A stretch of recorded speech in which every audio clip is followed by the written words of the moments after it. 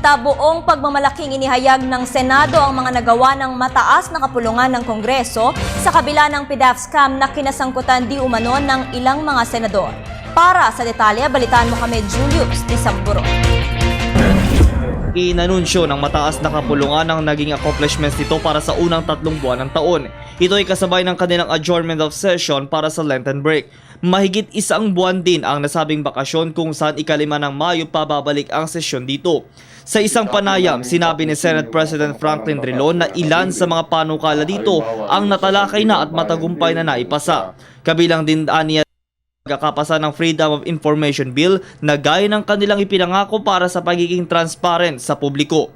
Gayon din ang ilang socio-economic values tulad ng Marina Bill at extradition treaty sa mga bansang Espanya, United Kingdom at India.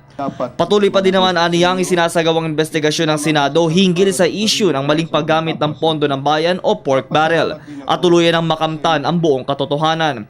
Sa kanilang pagbabalik, marami pa din naman silang panukalang pagtutuon ng pansin. Ilan dyan ang Senate Bill No. 2138 o mas kilala bilang panukalang batas na naglalayong pabilisin ang paglilitis sa mga kaso sa Sandigan Bayan. At pati ang panukala tungkol naman sa pagbubuwi sa mga bonuses ng simpleng Juan de la Cruz. Hangad ng liderato ng Senado na agad itong maipasa ang mga natitira pang bills na tunay na makakatulong sa pag-unlad ng ating bayan. Para sa Telebisyon ng Bayan, ako si Julius Disambron.